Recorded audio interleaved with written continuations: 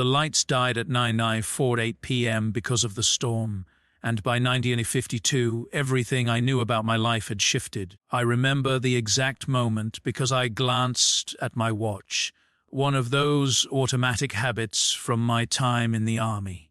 2 tours in Afghanistan will rewire your brain to track time, to catalogue every detail, to stay aware of your surroundings, even when you're meant to be safe in your own home. For an hour, the thunder had been pelting, rolling across the Virginia suburbs like distant artillery fire. Brooke was in the living room, supposedly reading some novel her book club had assigned. I'd been in my office, finishing project timelines for a defense contract presentation on Monday, when the power cut out with a sudden, definitive click. The house fell silent.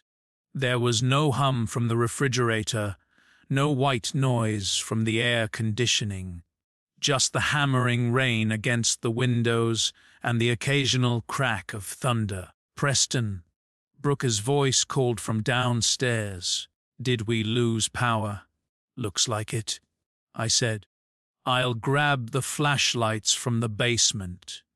I made my way down the stairs in the dark, my hand trailing along the wall I'd painted 3 years ago when we moved in, sage green. Brooke had picked the color, said it was calming. The basement stairs creaked in the familiar spots. The second step, the landing. I found the emergency kit right where it was supposed to be, grabbed 2 flashlights, and started back up. That's when I heard the voice, an aunt's voice, in my living room. My blood went cold. My hand tightened around the flashlight until I could feel my pulse beating against the aluminum casing. I hadn't heard the door. I hadn't heard footsteps. Brooke and I were supposed to be alone. For a split second, my mind went to intruder, home invasion, threat. My muscles coiled the way they used to in Kandahar when we'd hear movement outside the wire. My breathing slowed, went shallow. My fingers itched for a weapon I wasn't carrying. Then I recognized the voice, and everything got worse. I moved up the stairs without making a sound. 14 years of military training doesn't disappear just because you're wearing sweatpants instead of fatigues. I reached the hallway and pressed myself against the wall, listening. He'll be asleep by 11. The voice was familiar, too familiar, same as always. Garrett Webb, my college roommate, best man at I wedding, one of my closest friends for 18 years. Brooke laughed. That soft, intimate laugh I hadn't heard directed at me in months, maybe longer. He never suspects anything. He's too trusting. It's actually kind of sad. My jaw clenched so hard I heard my teeth grind. After the closing next month, Garrett continued, "I'll have enough to finally leave Vanessa. The kids will adjust. They always do. Then we can." I could hear the smile in her voice. "Don't talk about later. Let's just enjoy tonight." I stood frozen for exactly 12 seconds. I counted them. Counting is what you do when your brain needs time to process something that doesn't compute. Something that rewrites everything you thought about your life. In those 12 seconds, I felt it all, the betrayal, the rage, the humiliation. I felt my muscles coil, felt that combat response that turns a man into something capable of violence. My hands wanted to ball into fists. My jaw wanted to clench until my teeth cracked. I wanted to walk into that room and become the thing I'd been trained to be. And for one terrifying moment, I almost did. In Afghanistan, there had been a night. Bad intel, wrong door. Civilians instead of combatants. The family had screamed. My finger had been on the trigger. I'd had to make a choice in less than a second about who I was going to be. I made the same choice now. I let the 12 seconds pass. And then I made a decision, not the decision my muscles wanted, not the decision my rage was screaming for. A different decision. I retreated silently back down the basement stairs. I pulled out my phone, still had 80% battery, and opened the voice memo app. Then I crept back up and positioned myself in the hallway just out of sight and pressed record. 3 full minutes. That's what I got.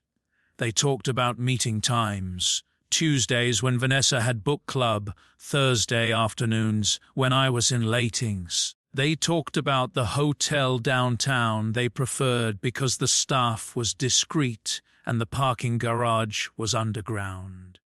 Garrett made a chunk about Christmas, how Vanessa had almost caught them when she'd come home early from her mother's, and he'd had to pretend he'd just stopped by to drop off a kiss.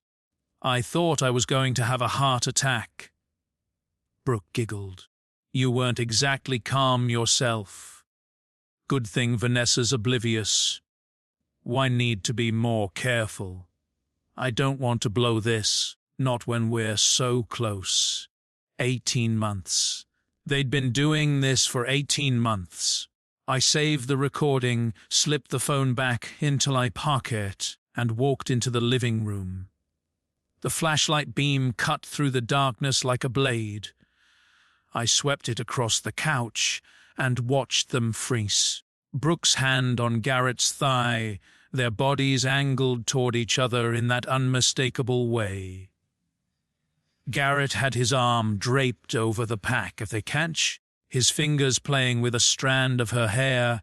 They pulled apart like teenagers caught in a parked car, and for a moment, nobody spoke. Garrett. My voice came out flat, calm, utterly controlled. Even I was surprised by how steady it sounded. Get out of my house. Now. He shot up from the couch, hands raised as if I were holding a weapon instead of a flashlight. Preston. Look, man, this isn't. We were just. You have 30 seconds before I physically remove you. Okay.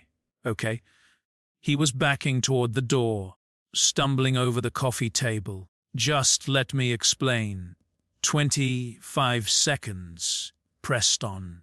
Brooke was already crying, those tears that had always worked on me before. She'd perfected them over 9 years. Please, just let me explain. Garrett, 15 seconds. He scrambled for the door. He didn't even cap his jacket. I heard his car start in the driveway, heard the tires squeal as he backed out too fast. Headlights swept across the window as he fled into the storm like the coward he was. The front door slammed. The house went quiet again. I turned to face my wife. She looked beautiful even now, her dark hair, her green eyes swimming with tears. The woman I'd married, the woman I'd built a life with, the woman I'd thought I knew. She reached for me and I stepped back. Don't touch me. My voice was still calm. I didn't recognize it. Don't speak. We're done. Preston, please. It didn't mean anything. 18 months. I let the words hang there in the top. The hotel downtown. The courtyard, right? The close call at Christmas. You told me you were at your mother's that weekend. Her face went white in the flashlight beam. How do you? Go to bed. We'll talk in the morning. Preston, please, just go to bed. She went. I didn't sleep that night. I sat in my office with the lights still out, listening to the storm spend itself against the windows. And I made a list, not of grievances. I didn't need to catalogue my pain, but a list of actions, steps, a plan. By morning I had one. Brooke found her suitcase on the front porch at 7 a.m. I'd packed it myself while she slept. Clothes, toiletries, the things she'd need for a few days. Nothing sentimental, nothing valuable.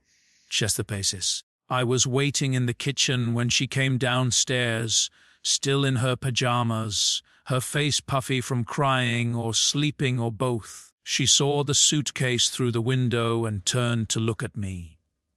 "What is this? You have until noon to leave. Preston, you can't just—" She moved toward me, and I saw the calculation in her eyes, the adjustment of strategy. She'd had all night to figure out her angle. "We can work through this." Kintal mistakes. Marriages survive affairs all the time. We could go to counseling. "You've been sleeping with my best friend for 18 months. There is no anymore." It wasn't 18 months, it was. She stopped, realizing her mistake. "You were about to tell me it was shorten, like that makes it better." The tears started again.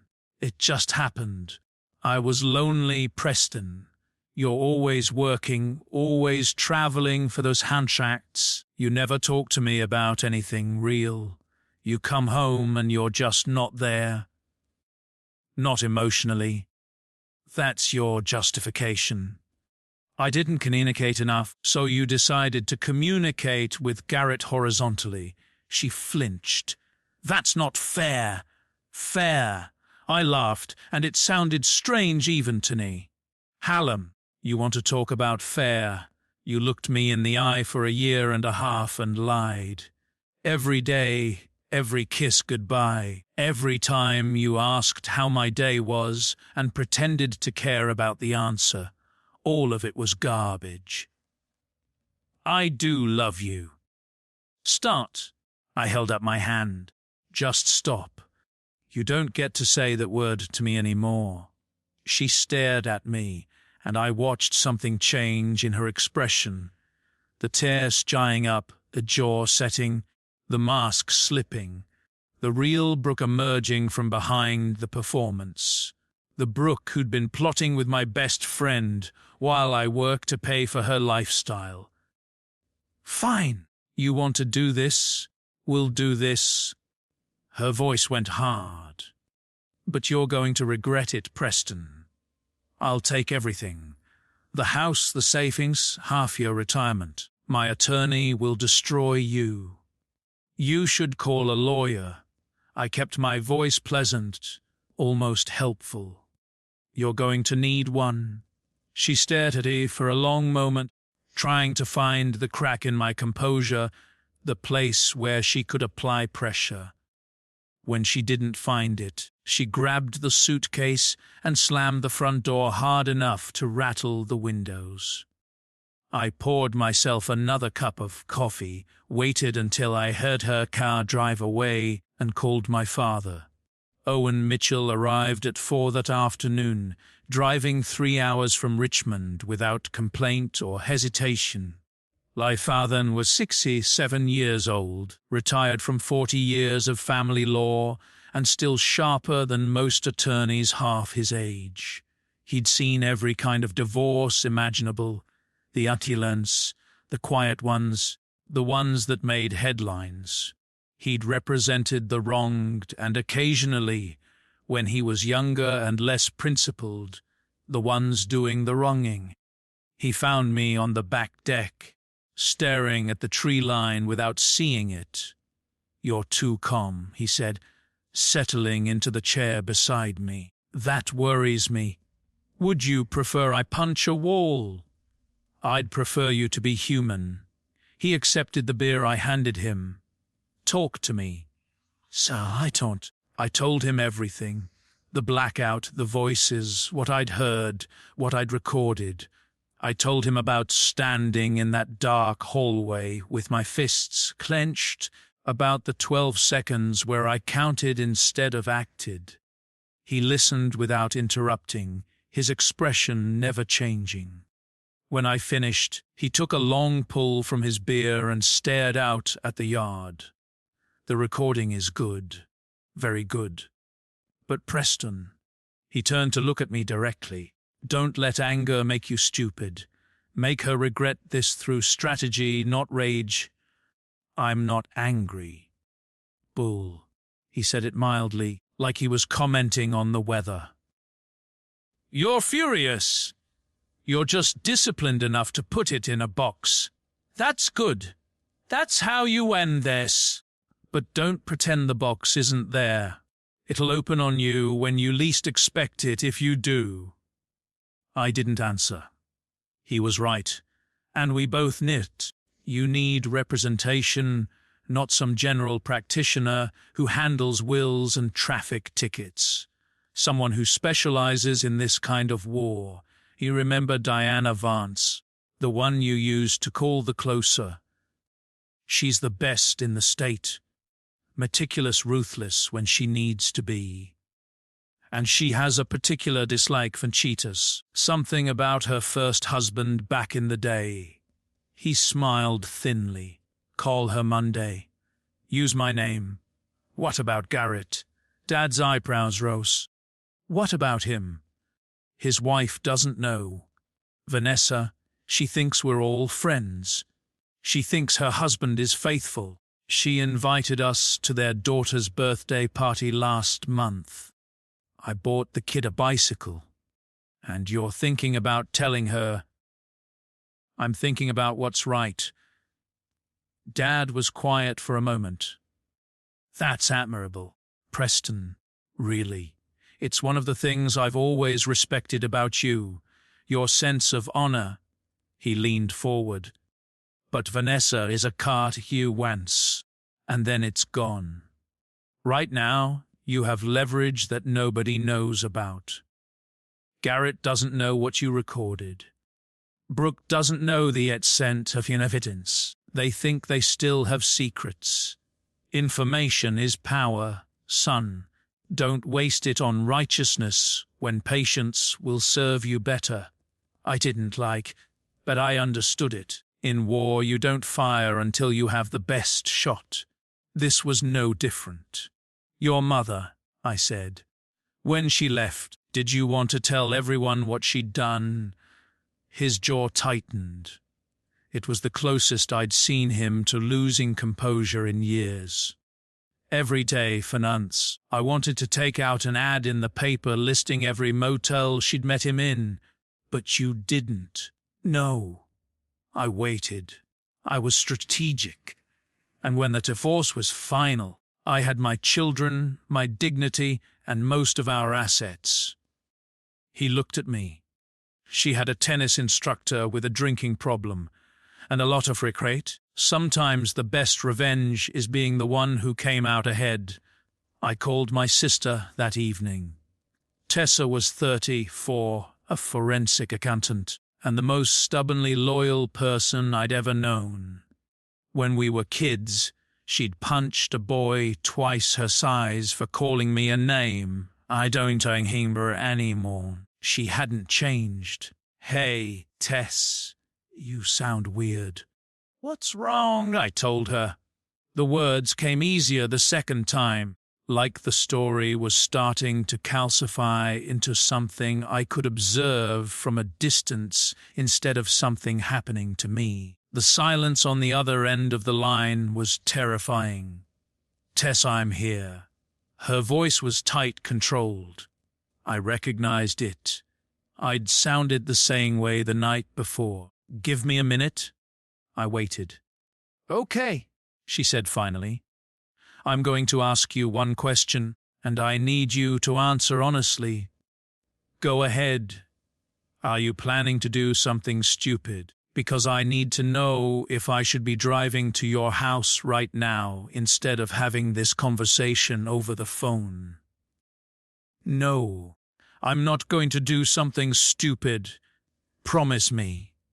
I promise. Good. I could hear her breathing slowly, deliberately, calming herself down. What do you need me to find? Everything.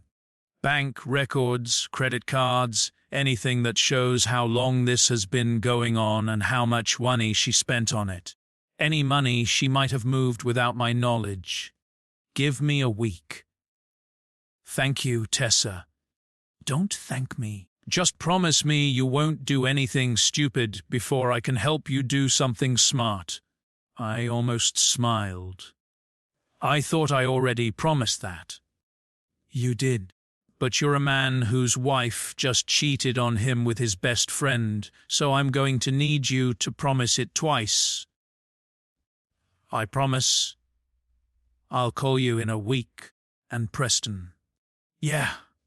I'm sorry. You didn't deserve this. She hung up before I could respond. Tessa wasn't good with emotional conversations, another thing we had in common. Diana Vance's office was on the 15th floor of a downtown high-rise.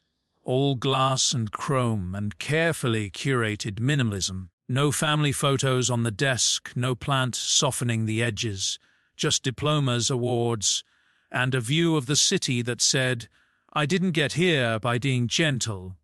She was in her 50s, silver-haired, with the kind of handshake that told you she'd never lost a fight. She actually cared about winning. "Your father speaks highly of you," she said, gesturing for me to sit. "He said you'd be bringing evidence." "I am." I placed my phone on her desk and played the recording. For 3 minutes, we sat in silence. Garrett's voice filled the room, then Brooks. The laughter, the plans, the casual cruelty of two people discussing their betrayal like it was nothing more than a scheduling problem. When it ended, Diana's expression hadn't changed, but something in her eyes had sharpened like a predator catching a scent. "This is exceptional," she said. Timestamped clearly identifies Candy's admissions of duration and intent to continue. She looked up at me. "You have a prenuptial agreement." "Yes." "Adultery clause. She gets nothing if she cheats." "Who drafted it?" "My father." Diana's lips curved into something approaching a smile. "Of course he did. Let me see it." I'd brought a copy. She read through it in silence, occasionally making notes on a legal pad with a fountain pen that apparently cost more than my first car. "This is ironclad," she said finally. "Your father's work is thorough, detailed, almost paranoid, if you don't mind my saying so. Has been through his own divorce." "Ah, that explains it." She tapped her pen against the desk. "There's something here you may not have considered.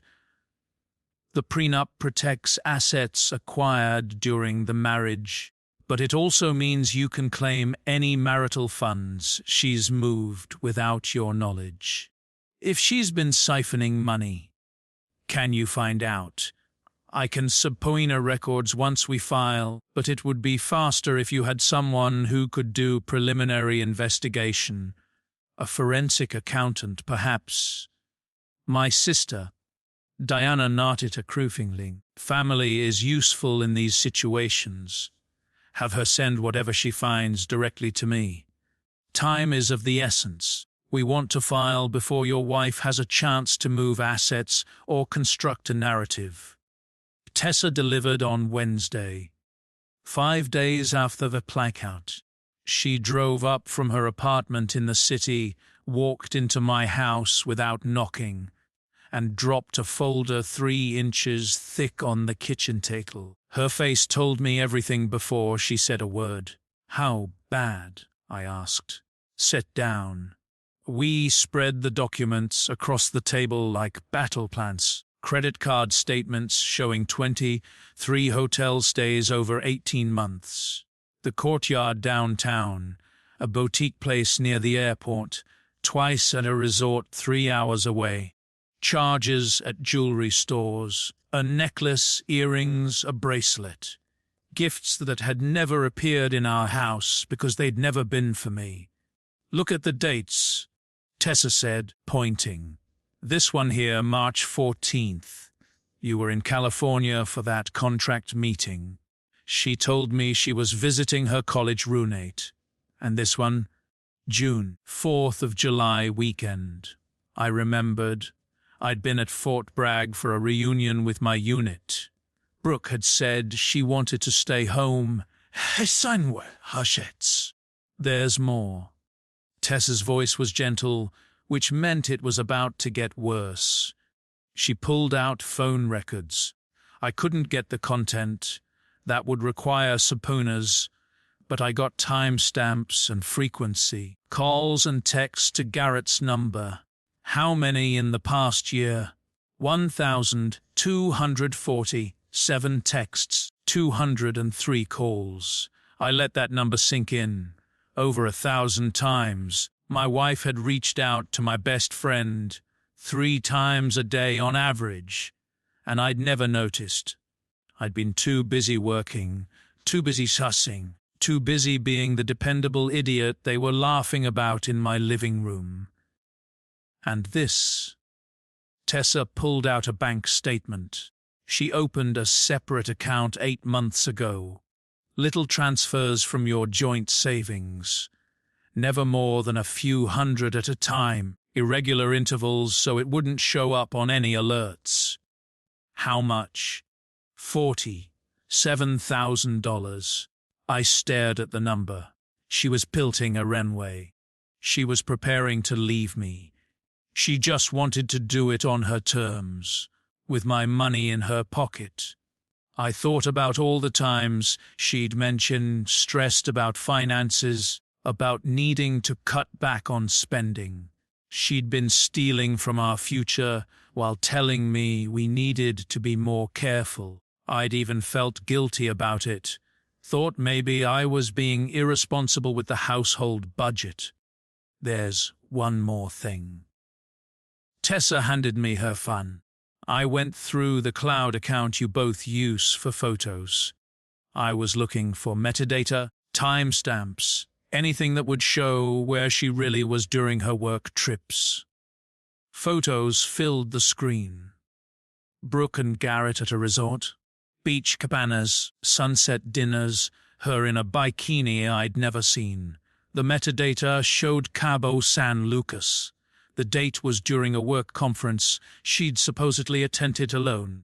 I'd been home that week, taking care of her mother who'd had the flu, picking up her prescriptions, making sure she ate, sleeping on the uncomfortable couch in the guest room so I could hear if she needed anything in the night. And this. Tessa swiped to the next image, a screenshot of a text conversation. Apparently, Brooke had wanted to preserve the memory, to look tacant, fondly. I love you more than I ever loved, Vanessa. You're the only one. Brooke, we'll be together soon. Preston will never know what hit him. I set the phone down carefully. My hands were steady, but something inside me had gone very still and very cold. Are you okay? Tessa asked. No. I looked at her. But I'm going to be. Brooke spent the next 2 weeks at her sister Amanda's house, apparently telling everyone who would listen that I had thrown her out without explanation, that I'd had some kind of breakdown, that she was the victim in all this. She texted me constantly. The messages cycled through every possible approach. Apologies, accusations, threats, pleading. I didn't respond to any of them. I made a mistake, Preston. Please talk to me. Tuesday, you can't just ignore me forever. This is childish. Wednesday, I know you're hurt, but we can work through this. I know we can. Thursday, I'm starting to worry about you. This isn't like you. Friday, if you don't respond, I'll tell everyone you had some kind of breakdown. Is that what you want? Saturday, please, I'm begging you. Just one conversation. Nothing. I gave her nothing. Every text she sent was evidence of her state of mind. Desperate, manipulative, increasingly unhinged. Diana was building a file. On day 10, one of our mutual friends confronted me at a coffee shop. Jenna Holloway had known us both since Brooke and I started dating. She had been a bridesmaid at our wedding. I still had the photo of her during the vows. She marched up to my table with righteous fury in her eyes, coffee sloshing from her cup. How could you just kick her out? She's devastated. Pessin. She can barely eat. She's not sleeping. I've never seen her like this. Whatever happened, surely you can at least talk about it. Ask her who she was with when the lights went out. Jenna blinked. What? Last Friday. A black cat. Ask her who was in our living room when the power went out and what they were doing there. I stood up, leaving my coffee half finished. And while you're at it, ask her about Cabo. She went to Cabo for a conference. Did she? I looked at Jenna, really looked at her. The confusion, the confen, the complete certainty that she knew the full story. Ask her who she really went with. Ask her about the bikini pictures on the beach. I walked away. I didn't look back, but I could imagine Jenna standing there with her phone already in her hand, texting Brooke, demanding answers. Let her narrative collapse on its own. My father had said, the truth is coming. All I had to do was wait. On day 15 I called Vanessa Webb. I'd thought about it for days. The ethics, the strategy, the simple human decency of it, she deserved to know. Whatever my father said about leverage and timing, Vanessa was an innocent person whose husband was planning to abandon her, and every day I let her remain ignorant felt like a betrayal of its own kind. We met at a coffee shop in a neighboring town, somewhere less than as likely to be recognized. She looked confused when she walked in, probably wondering why her husband's best friend wanted to meet without Garrett or Brooke present. Thanks for coming, I said. I know this is strange. Oh, is everything okay? She sat down, fidgeting with her wedding ring. Garrett's been acting weird lately. Stressed about work, he says, working late, constantly on his phone. She laughed nervously. I was actually going to ask if you'd noticed anything. This was harder than I'd expected, looking at her face. Open, trusting, worried about a husband who was planning to leave her for my wife. I reached into my bag and pulled out the folder. Photos, hotel receipts, the text screenshot. I laid them on the table between us, face up. I'm sorry, Vanessa. You deserve to know.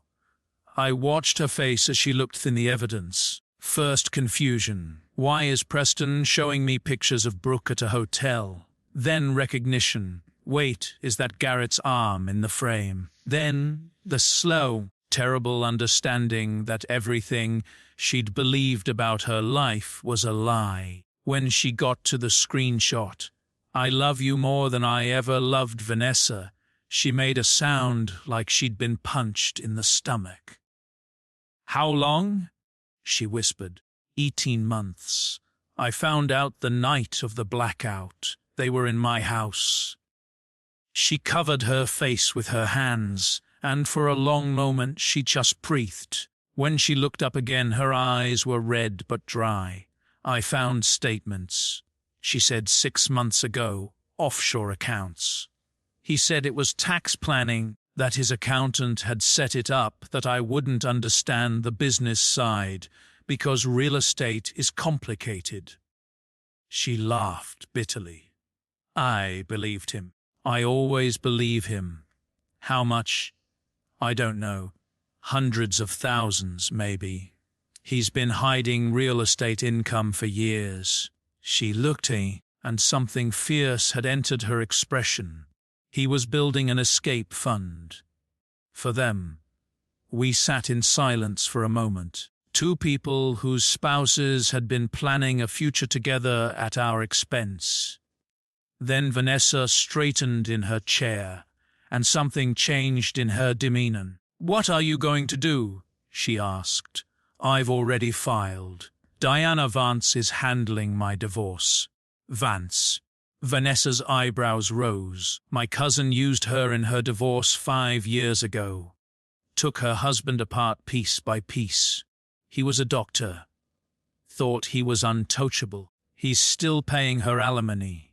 She nodded slowly. Good choice. What about you? I'm going to call my attorney. And then she stood up, gathered the documents, and looked at me with something that might have been respect. I think you and I should coordinate.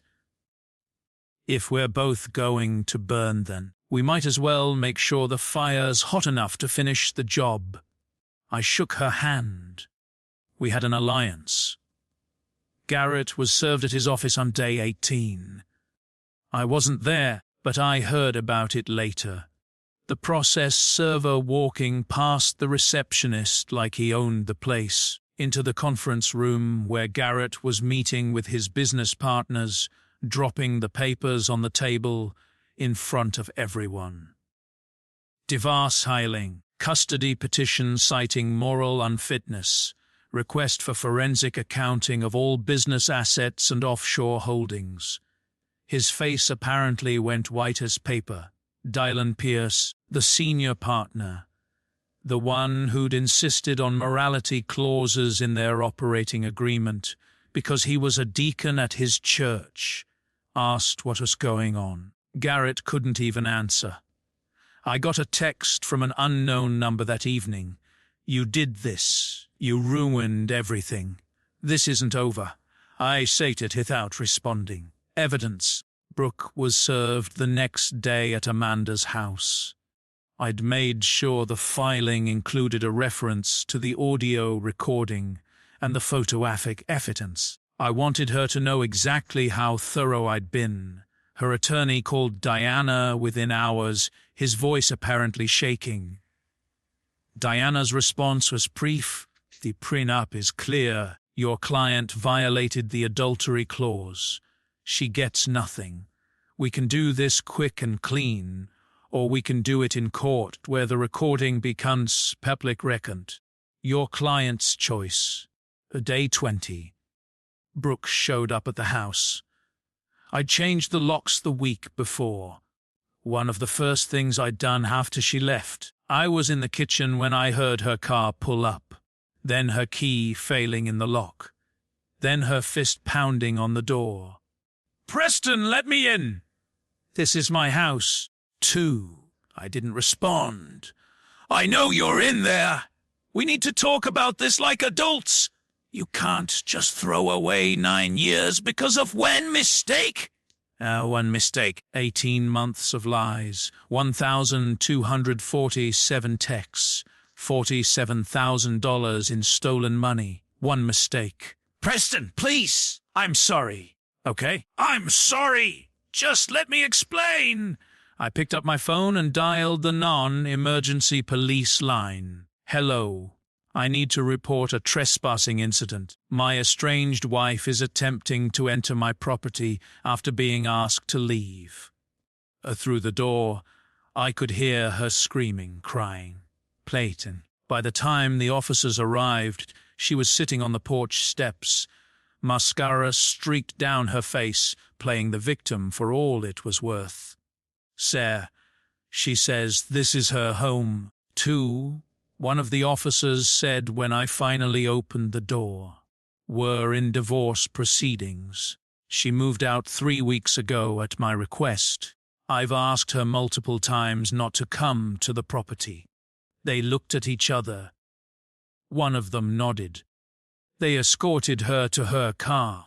I watched from the window as she drove away, still crying. The next morning, I filed for a restraining order. The dominoes fell faster than I'd expected. Day 25. Garrett's business partners called an emergency meeting. Dylan Pierce, devout Christian and moral absolutist, had done some research after seeing Dunn's divorce papers. He'd found references to the affair, realized what Garrett had been doing.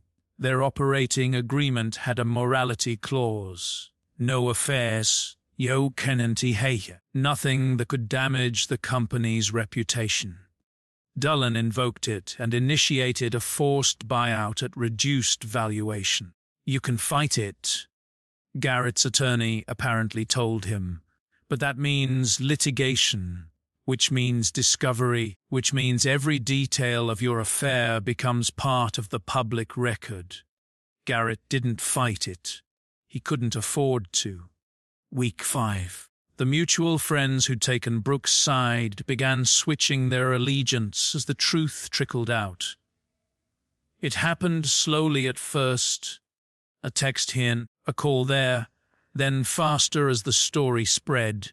Mark Davidson, who'd been my racquetball partner for 6 years, called on a Tuesday night.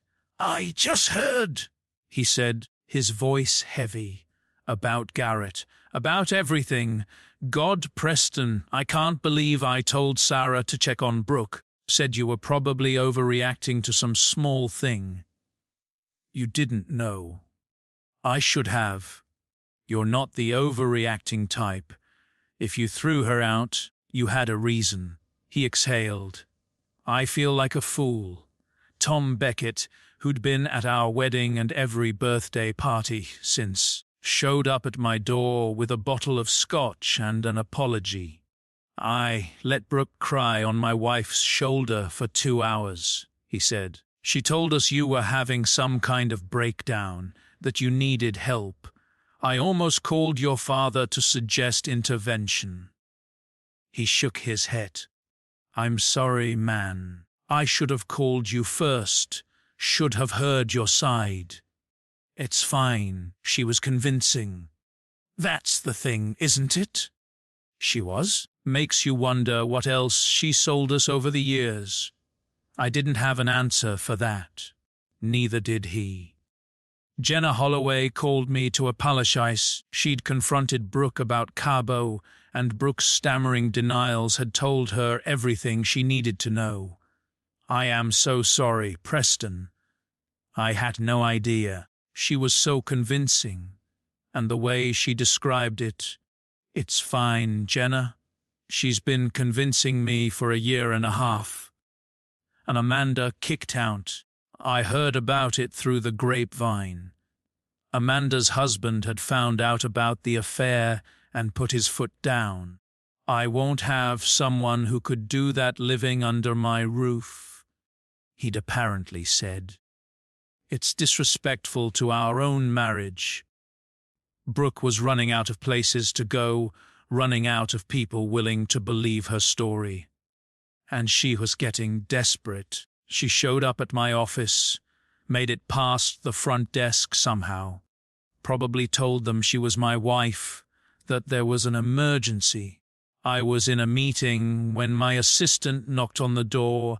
"Mr. Mitchell, there's someone here to see you. She says she's your wife." I excused myself from the meeting and walked out to find Brooke standing in the lobby, looking wild-eyed and disheveled. A far cry from the polished marketing director she'd been 6 weeks ago. "We need to talk," she said. "Right now, in private. There's nothing to talk about. Please." Preston. Her voice cracked. "I'm losing everything. My job is gone. They found out about the divorce, and there was this client meeting where I just couldn't hold it together, and they let me go. Amanda kicked me out. I'm staying in a motel, and I can't afford more than another week." "Security," I said, not raising my voice. The guard by the front desk looked up. "This woman needs to be escorted out. Preston, don't do this. Ma'am." The guard stepped forward, professional and calm. "I'm going to have to ask you to leave." She was still calling my name when the elevator doors closed behind her. "Week 6, Garrett called. It was late, 11 p.m. I was in bed, not sleeping, just lying there in the dark the way I did most nights now. When I saw his name on my screen, something cold settled in my stomach. I answered anyway, and I made sure to enable the voice recording. "You happy now?" His voice was slurred. "Drunk. You got what you wanted. Everything's destroyed.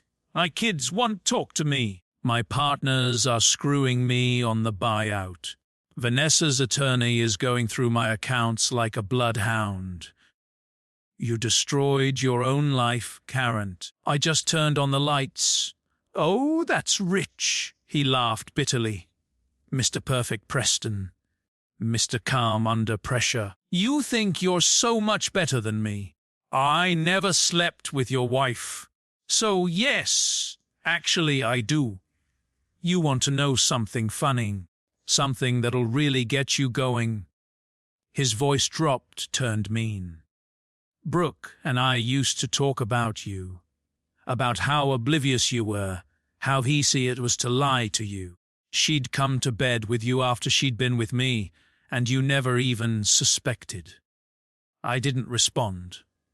Just let him talk. We used to joke about your life insurance policy, all that military stress you carry around.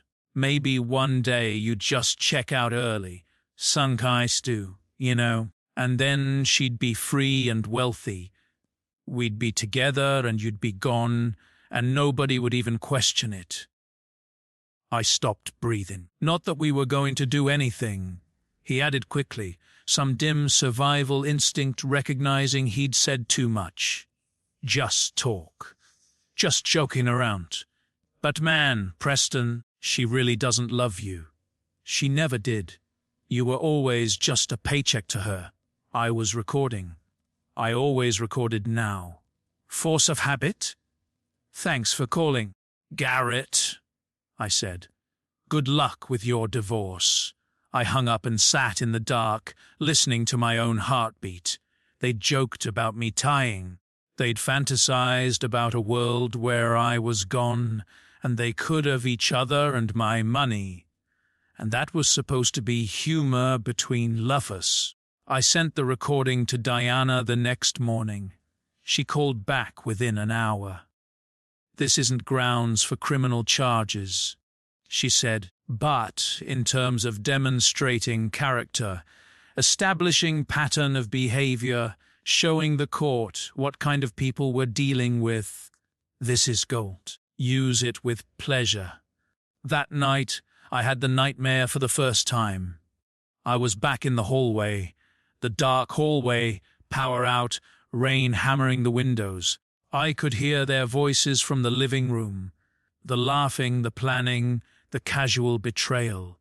But in the dream, I didn't retreat. I didn't reckon.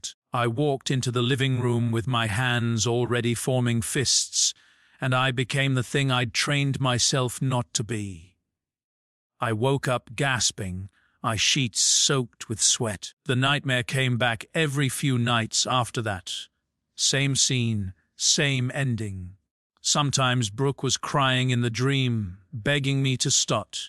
Sometimes Garrett was on the floor, and I couldn't remember how he'd gotten there. I never told anyone about the nightmares, but I started leaving a light on in the hallway when I turned bed, and I made sure to count to 12 whenever I felt the box in my chest start to rattle. Brooke's attorney tried to challenge the prenup in Heeksethen. She claimed she'd signed under duress, that my father had pressured her, that she hadn't understood what she was agreeing to, that she was agreeing and in love. Diana produced the original signing documentation, including the video.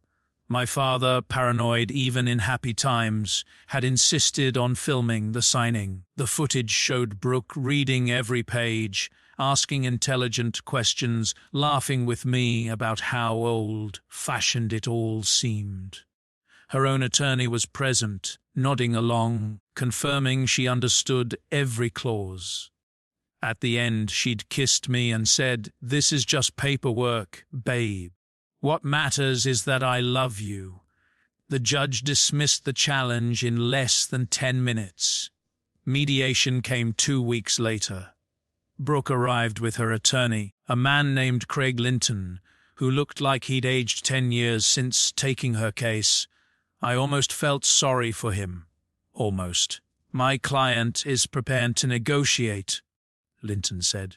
She recognizes that the prenup limits her options, but she's hoping to reach an amicable settlement that acknowledges her contributions to the marriage. No, Diana interrupted. There's no negotiation here. The prenup specifies that in the case of adultery, the offending party forfeits all claims to marital assets. Your client committed adultery. The evidence is overwhelming. We're here as a courtesy, not a negotiation. Brooke leaned forward. Preston, please. I have nothing. I can't afford an apartment. I lost my shop because of all this. My family won't talk to me. You lost your job because you started crying in a client meeting and told them you were getting divorced because your husband was being unreasonable. I'd heard about that from Jenna. The client was the CFO of a family values organization. They dropped your company the same day. Her face went red. That's not fair. You keep using that word. I felt tired suddenly. Tired of her. Tired of this. Tired of everything. Here's the deal. You take your personal belongings. I keep the house, the savings, the investments. No alimony. You sign today, and this ends clean. And if I don't, then we go to trial. The recording becomes public record. The photos from Cabo become exhibits. The text messages get read into testimony. That lovely phone call from Garrett about my life insurance policy, that gets played for the jury. I met her eyes. Every detail of your affair becomes part of the permanent legal record. Your parents get to watch you be cross-examined about which hotels you preferred and what you did there. She was crying again. Real tears this time, I thought. The tears of someone who'd finally realized there were no more moves to make. I loved you, she said. I really did. At the beginning. At the beginning, I agreed, but not at the end. And honestly, Brooke, that's what matters. She signed. Garrett's divorce was messier. Vanessa's forensic accountant, a woman who'd apparently trained with the IRS, found the offshore accounts, found the hidden income, found enough financial irregularities that Garrett's attorney advised him to settle generously just to avoid criminal investigation. In the end, Vanessa got the house, 70% of the assets, and full custody of their children. Garrett's oldest daughter, 16, had found the screenshots and read every word. She'd texted him one message: "You destroyed our family for her. I never want to speak to you again." He moved into a rental apartment on the outskirts of town, started drinking heavily, from what I heard. His business partners completed the buyout at 40 cents on the dollar. Vanessa called me a few weeks after her divorce was finalized. She sounded tired but steady, stronger than she'd been at that coffee shop. "I wanted to thank you," she said, "for telling me. I know it wasn't easy. You deserve to know. Still, most people would have just handled their own side and left me in the dark." She paused. "Can I tell you something about my daughter?" Of course. She found the screenshots on my laptop. I'd left it open. Stupid mistake. She read everything. Garrett's love letters to Brooke. The texts about leaving us. All of it. Vanessa's voice cracked slightly. She came to me after and asked why her father would say those things. Why he would call someone else the only one when he had us. I closed my eyes. This was the part of the story nobody talked about. The children, the innocent bystanders, caught in the crossfire of adult selfishness. What did you tell her? The truth. That her father made terrible choices. That those choices weren't her fault or mine. That love isn't always enough to make people good. Vanessa took a breath. She cried for 2 hours. Then she texted him that message, the one about never wanting to speak to him again. How is she now? Getting better. We're in family therapy. She's angry, mostly. Angry at him. Angry at herself for believing his lies. Angry that her childhood wasn't what she thought it was. A pause. She asked about you. Actually asked if you were the one who caught them. What did you say? That you were a good man who found out something terrible and handled it with more honor than most people would. I could hear the sad smile in her voice. She said, maybe she'd thank you someday for giving her mom a chance to start over. We talked for a few more minutes. Logistics, mutual acquaintances, the small talk of people who shared a trauma. When we hung up, I sat in my office for a long time, thinking about collateral damage. Garrett hadn't just betrayed his wife, he'd betrayed his children. He'd stolen something from them. Their faith in their father, their belief in their family, their sense of security. Those weren't things you could get back. Neither could he. Brooke tried to contact him after both divorces were finalized. He wouldn't take her house. Apparently, when your affair partner abandons you at the first sign of consequences, the romance loses some of its shine. She ended up in a studio apartment across town. I heard she was working retail, waiting tables at night. The marketing director career was over. Her professional reputation hadn't survived the scandal. 3 months after my divorce was finalized, a letter arrived. Handwritten, 8 pages long, postmarked from a zip code I didn't recognize. I wrote it in my office, alone, with a glass of whiskey I didn't drink. Brooke wrote about how sorry she was, about how the affair had started loneliness. She said, feeling invisible in our marriage. She wrote about Garrett's charm, his attention, how he'd made her feel seen in a way I apparently hadn't. She wrote about the guilt she'd carried, the lies that had gotten easier the longer they continued, the way she'd convinced herself that she deserved happiness even if it came at my expense. She wrote about loving me, about the early years, the life we'd built, the person she'd been before something in her broke.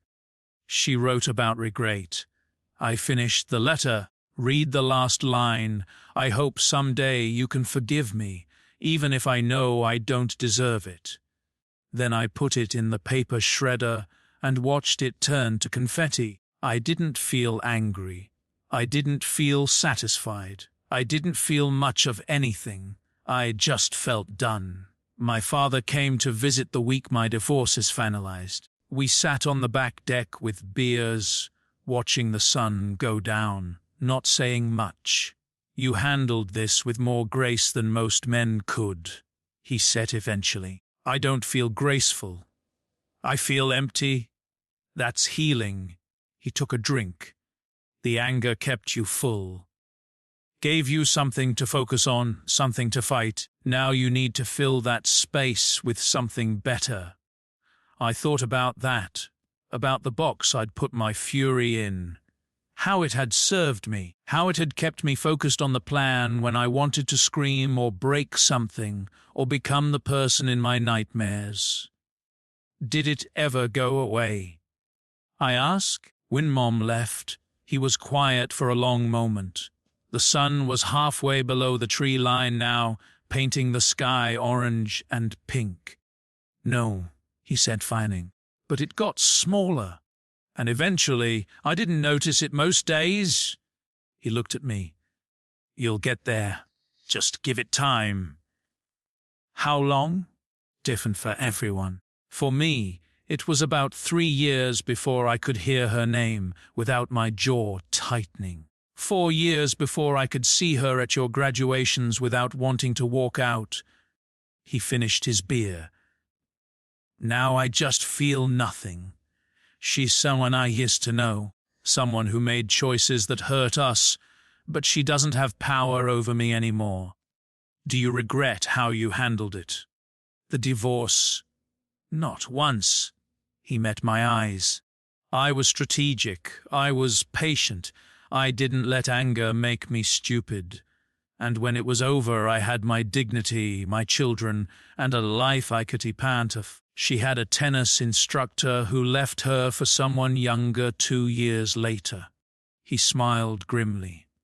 The arc of the universe doesn't always bend to injustice, Preston. Sometimes you have to help it along. We sat in silence as the sun finished setting.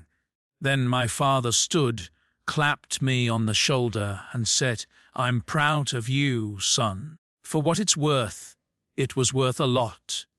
A few weeks after that, I decided to renovate the house. Tessa helped. She came up on weekends with paint samples and opinions, and we worked through the rooms one by one. The master bedroom first, new paint, new furniture, new curtains. Then the living room, especially the couch, where I'd found them that night. "You're erasing her," Tessa said, watching me sand down a wall I was going to repaint. "No," I said. "I'm making space for whatever comes next." "You always were the philosophical one." She handed me a new sheet of sandpaper. "Mom would be proud, of how you handled this." I didn't answer. Our mother was a complicated subject. She'd left when we were kids, and we'd spent years processing the abandonment before settling into a distant but civil relationship. She lived in California now with her husband. We saw her at holidays sometimes. "I called her," Tessa said, "after I found out about Brooke. I wanted to ask her, I don't know something, why people cheat, maybe what it feels like to be on that side." "What did she say?" "That she was sorry, that she'd made terrible mistakes, that she hoped you wouldn't let Brooke's choices make you bitter the way Dad's bitterness had shaped him." Tessa shrugged. "I told her you were handling it better than anyone could expect." "Am I?" "Yeah, big brother." "You are." She went back to painting. I went back to sanding. The box in my chest felt a little lighter than it had the day before. A week after we finished the renovations, Brooke's father called. Harold Lawson, a decent man who'd shaken my hand at the wedding and told me to take care of his little girl. Preston. His voice was rough, embarrassed. "I wanted to apologize. For my daughter, for what she did to you. You don't have anything to apologize for, Harold. I raised her, gave her everything, her mother and I. We've been married 42 years. Never even looked at anyone else. I thought we taught her better." He stopped, cleared his throat. "I don't know where we went wrong. Some things aren't about how you were raised. Some things are just choices people make. Still," he sighed heavily, "you were a good husband. Better than she deserved, it turns out. I just wanted you to know that her mother and we don't blame you. Not one bit. That means more than you know, Harold. Take care of yourself, son." He hung up before I could respond. It was a painful conversation, probably more painful for him than for me. Watching your child become something you don't recognize has its own kind of heartbreak. 6 months after the divorce, I ran into Garrett at a gas station.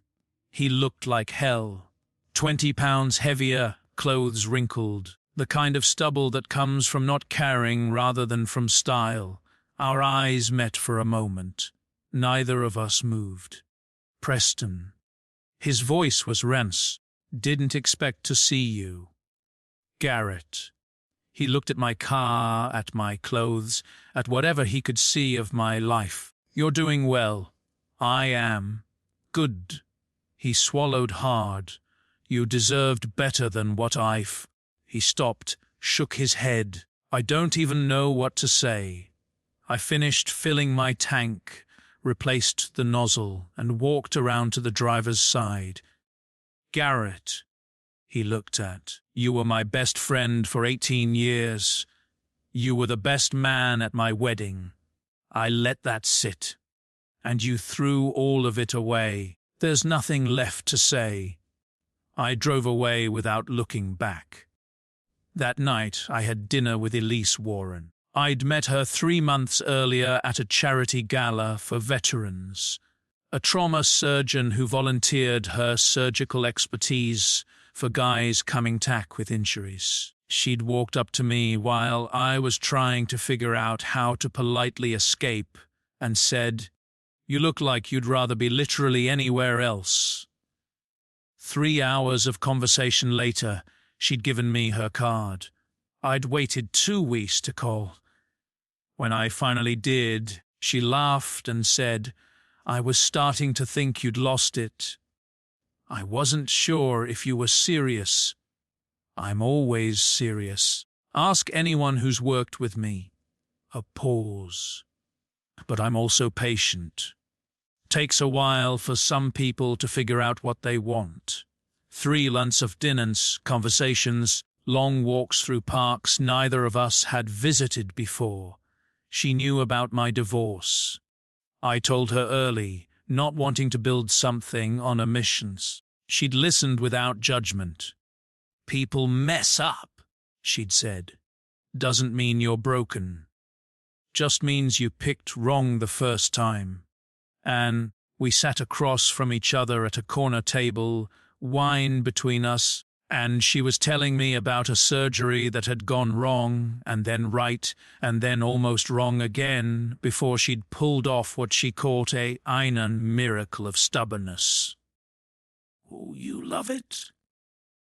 I said. "The chaos. I love fixing things." She smiled. "Putting broken pieces back together probably says something unflattering about my psychology. Or something admirable." She reached across the table and took my hand. "You know what I love about you, Preston? My devastating good looks and sparkling personality. Your complete inability to lie." She squeezed my fingers. "You're the most genuine person I've ever met. Even when you're hurting, you don't pretend you're not. You just carry it." Honestly, I thought about the box in my chest, the rage I'd never fully let go of, the nightmares that still came sometimes, less frequent now, but never quite on. "I'm not as honest as you think," I said. "Yes, you are. You just don't know it yet." We finished dinner, walked to our cars in the cool heaving air. She kissed me goodnight, a real kiss, not the careful early, dating kind, and drove away with a wave.